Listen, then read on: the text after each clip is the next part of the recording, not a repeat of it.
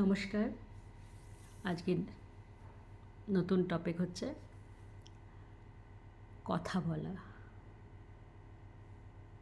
মানে বাকশুদ্ধি। আমাদের কেমনভাবে কথা বলা উচিত। আমাদের এমনভাবে কথা বলা উচিত যে সামনের মানুষটা যেন হার্ট না হয়, আঘাত না লাগে। আর প্রত্যেকটি কথা বলার সময় আমাদের একটু পজ নিয়ে নেওয়া উচিত, একটু থেমে যাওয়া উচিত। তারপরে আপনার যে কথা বলতে চাইছেন সে কথাটা বলা উচিত। আরও অনেক কিছু আছে এই কথা বলার মধ্যে। যেমন যদি আমরা কোনো মৃত্যু বাড়িতে যাই, সেখানে যদি আমরা বলি যে মৃত্যু তো হবেই, এটা তো স্বাভাবিক, ঠিক তা নয়। অ্যাকচুয়ালি সেই সময়ে সেই পরিবেশটা এতই কষ্টকর থাকে, সে সময় আপনার চুপ থাকাটাই বেটার। কারো যদি পা কেটে যায় বা হাত ভেঙে যায়, আমরা যদি কিছু ফল টল নিয়ে গিয়ে তার ঘরে গিয়ে পরে বলি এটা ঈশ্বরের দান, তোমার কিছু কর্মের জন্য তোমার পা ভেঙেছে বা হাত ভেঙেছে, এটা কি ঠিক হবে? একদম ঠিক হবে না। কেন যে যে যে হাত ভেঙেছে বা পা ভেঙেছে সেগুলো বেরো বেরো বেরো ঘর থেকে বেরিয়ে যা, তাই না?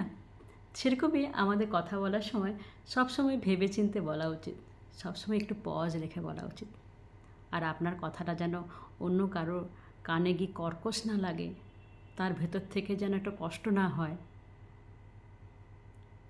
তাই আমাদের সবসময়তেই উচিত ভালো করে কথা বলা, সময় নিয়ে কথা বলা। দুটো মানুষের মধ্যে কখনো কথা বলা উচিত না।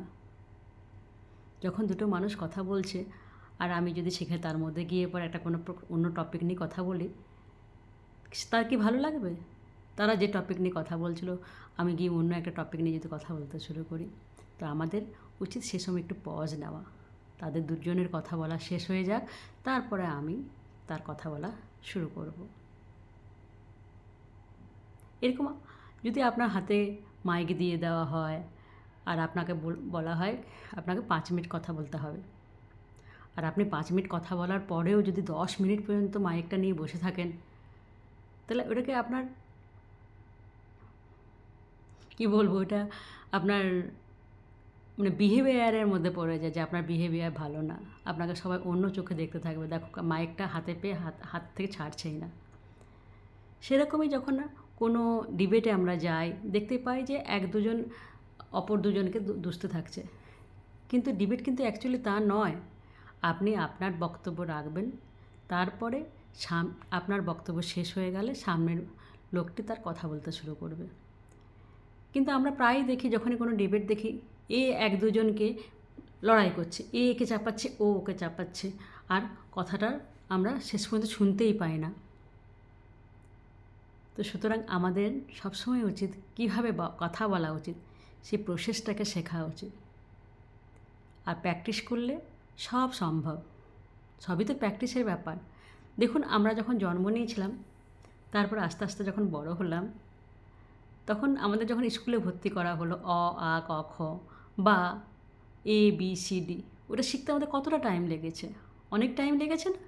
ঠিক তেমনি আমাদেরও এই কথা বলা বলুন, যা কিছু আপনি যখন নিজেকে চেঞ্জ করতে চাইছেন, আপনার পুরনো প্রথাটাকে চেঞ্জ করতে চাইছেন, তখন একটু সময় তো লাগবেই। সেজন্য ভয় পাওয়ার কিছু নেই। এগিয়ে চলুন, সুস্থ থাকুন, ভদ্র থাকুন, স্বাভাবিক থাকুন। সবাইকে